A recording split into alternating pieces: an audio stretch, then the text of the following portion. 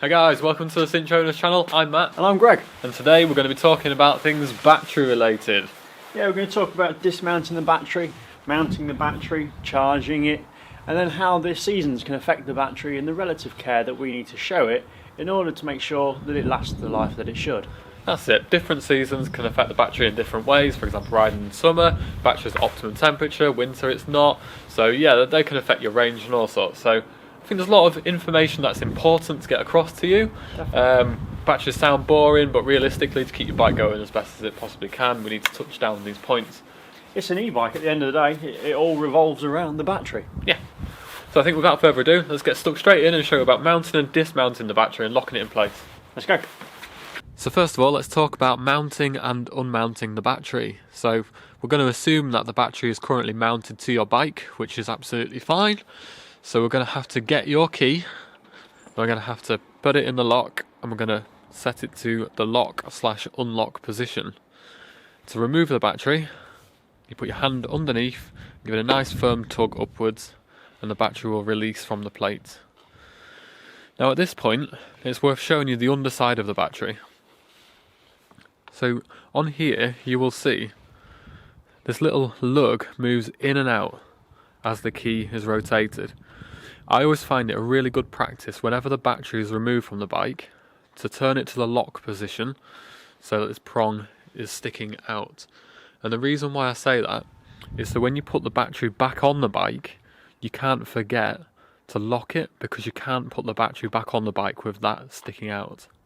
So it's good practice to have moving forwards. So when it comes to refitting the battery again, we want to put our key back in and turn it to make sure the lock retreats back into the body.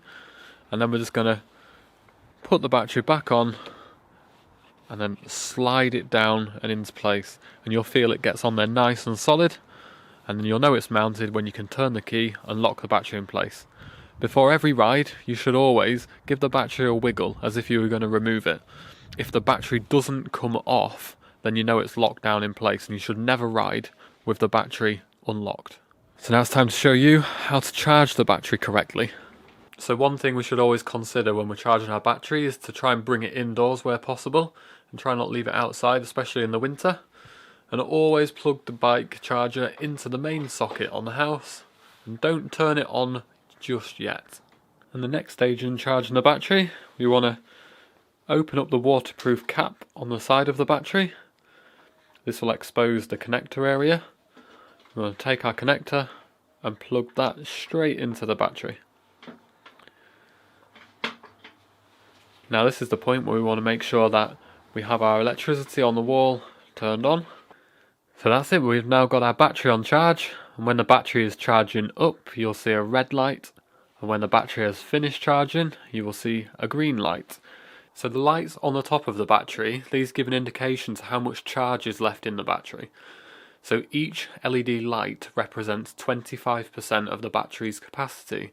You might sometimes notice while you're riding that the LCD display battery level on your bike might drop down to sort of like 3 bars. This isn't necessarily how much capacity is actually left in the battery. If you think about it with a car can have a range, if you will, depending on how you're driving. So if you're driving fast, the range will estimate that there's less in there than there actually is. Whereas the true capacity of the battery can always be seen by pressing the buttons on the top of the battery.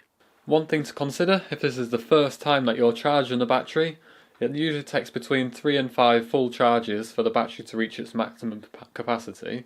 So it's probably worth noting that if for the first few rides you get a little bit less range than you'd anticipate, that's perfectly normal. Also talking about winter riding, so batteries naturally produce heat, and in the winter there's no heat, therefore this can have an effect on your battery. So we'll have a little bit of a moment to talk to you about winter riding and what effect that can have on your battery. So as the temperature begins to drop, it's essential that you take a few precautions to sort of keep you moving forwards through the winter months. All e-bikes use lithium-ion batteries. Both our 250 watt and 750 watt bikes use a type which is made up from high quality Samsung cells. However, when the temperature dips below 5 degrees centigrade, the gel within e-bike batteries starts to stiffen up.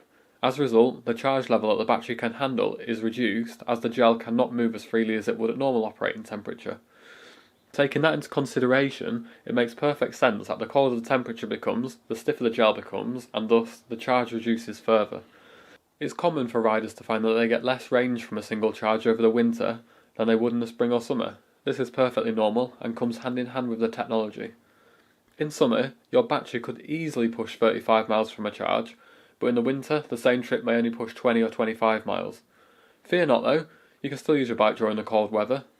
Lithium-ion batteries will warm up slightly when in use, and that warmth will help keep the battery above 5 degrees. It's important to consider that the cold cannot damage the battery, it will simply hinder your range and performance. All of the electronics on a Super Monkey are water resistant, so if you're riding out in the rain, you haven't got to worry about water getting in and damage anything, but it is always worth mentioning that before you take the battery off and charge it, you just give it a quick wipe down. Make sure all of that water residue is no longer on the battery. Keeping your battery clean is just as important as keeping the bike itself clean. And all of this we will be touching on in a cleaning your bike video. So there you have it. Bit of a general information about battery care, maintenance and taking it on and off. Yeah, it's fairly simple stuff. As long as you follow the guidelines and make sure it's locked when you go for a ride, then you shouldn't have any problems and the battery will last for as long as it should. That's the one, so make sure you take care when you ride in the winter. Keep your battery charged up at all times and you'll have safe, fun riding. Yeah, look after yourself, look after your bike and look after your battery. Peace out. Ta-ra.